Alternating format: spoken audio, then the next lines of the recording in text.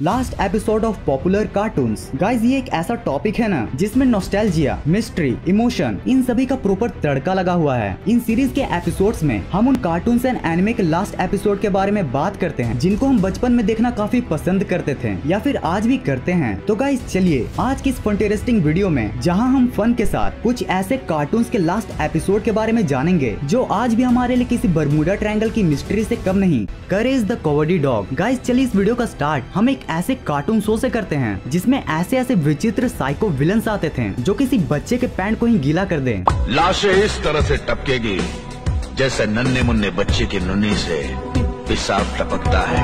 टप।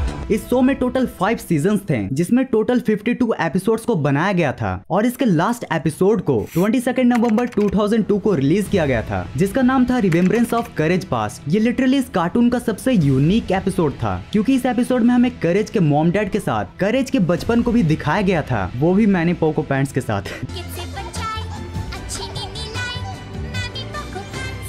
इस कार्टून के last episode में हमें एक साइको को दिखाया जाता है जो सिर्फ अपने पर्पस के लिए इंसानों और जानवरों को दूसरे प्लेनेट में भेजता है। बचपन में इसी साइको ने करेज के मॉम एंड डैड को दूसरे प्लेनेट में भेजा था और अब वो म्यूरियल और यूसेस को भी भेजने वाला होता है कि तभी वहाँ पर करेज आकर अपनी करेज को दिखाता है और उस साइको के प्लान को डिस्ट्रॉय कर देता है। और सबसे मजे की बात तो ये है कि एट लास्टली करेज उसी साइको को उसके ही रॉकेट में बैठा कर उसको दूसरे प्लेनेट भेज देता है जहाँ पर पहले ही से उसके विक्टिम्स हाथ मलकर उसका स्वागत कर रहे होते हैं, टॉम एंड जेरी। चलिए गाइस अब उस कार्टून की एंडिंग को भी देख लेते हैं जिसको कार्टून की हिस्ट्री में सबसे ज्यादा 7 ऑस्कर्स मिले हैं। यस गाइस मैं बात कर रहा हूँ जैस्पर एंड जिनेक्स जिन्हें आज हम टॉम एंड जेरी के नाम से जानते हैं। वैसे तो इसके बहुत से एपिसोड्स हैं बट 1956 में इसकी एक शॉर्ट एनिमेशन को निकाला गया था जिसको इसके लास्ट एपिसोड के रूप में भी जाना जाता है। इस एपिसोड का नाम था ब्लू कैट ब्लूज जिसमें हमें एक ऐसे दिन को दिखाया जाता है जिसमें टॉम एंड जेरी दुश्मन नहीं बल्कि दोस्त होते हैं। पर तभी वहाँ पर एंट्री होती है एक गोल्ड डिगर की जिसके ब्यूटी को देखकर टॉम पूरा फुल बन जाता है और हर वो चीज करने को तैयार होता है जिससे वो उस कैट को इम्प्रेस कर सके। औरत का चक्कर बाबू भैया, औरत का चक्कर। बट भैया गोल्ड डिगर तो गोल्ड डिगर ही ना होती है। फिर क्या उसने टॉम की इमोशन की परवाह न करते हुए एट लास्टली बागड़ बिल्ले से शादी कर ली जिसके बाद टॉम मिल्क के सस्ते नशे करके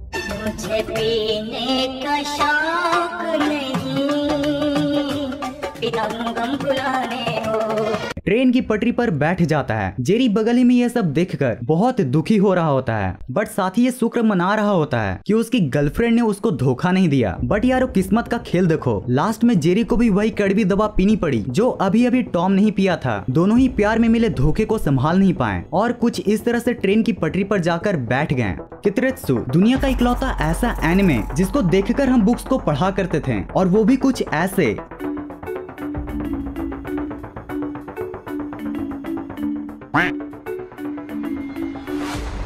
इस एनिमे में हमें एक बच्चे को दिखाया जाता है जिसका नाम होता है याट्रो काइट ऑल्सो नोन एज कितरेत्सु और जिसके पास उसके ग्रेट ग्रैंडफादर की इंसाइक्लोपीडियाज होती है जिसमें फ्यूचरिस्टिक गैजेट्स बनाने का तरीका होता है। इस एनिमे में टोटल 331 एपिसोड्स हैं और साथ ही एक स्पेशल एपिसोड भी है जिसमें टोटल 342 गैजेट्स को दिखाया गया है। अगर बात करें इसके लास्ट एपिसोड की तो वो एपिसोड है एपिसोड 331 जिसको 9 जून 1996 में रिलीज किया गया था। इस एपिसोड में हमें दिखाया जाता है कि एक दिन कितरेत्सु की इंसाइक्लोपीडिया चोरी होकर डिस्ट्रॉय हो जाती हैं जिसके बाद वो टाइम मशीन को यूज करके उस जगह पर जाता है जहां पर उसको सबसे पहले बनाया गया था, यानी कि अपने ग्रेट ग्रैंडफादर कितरेत्सु साइतामा के पास। किंग के गलत कारनामों के खिलाफ आवाज उठाने के लिए बहुत से सोल्जर्स मिलकर उनका पीछा कर रहे होते हैं जिसके कारण उनका तबीयत भी काफी खराब हो जाता है। इन द एंड एपिसोड के लास्ट सीन में हमें ये दिखाया जाता है कि कितरेत्सु साइतामा की तबीयत को ठीक करने के लिए और इंसाइक्लोपीडियाज को फिर से लिखने के लिए कोरोसुके वहीं उनके पास रुक जाता है और सैडली सोल्जर्स से बचने के लिए और अपनी पढ़ाई को कंटिन्यू करने के लिए कितरेत्सु को अपने फ्रेंड्स के साथ वापस प्रेजेंट टाइम में आना पड़ता है।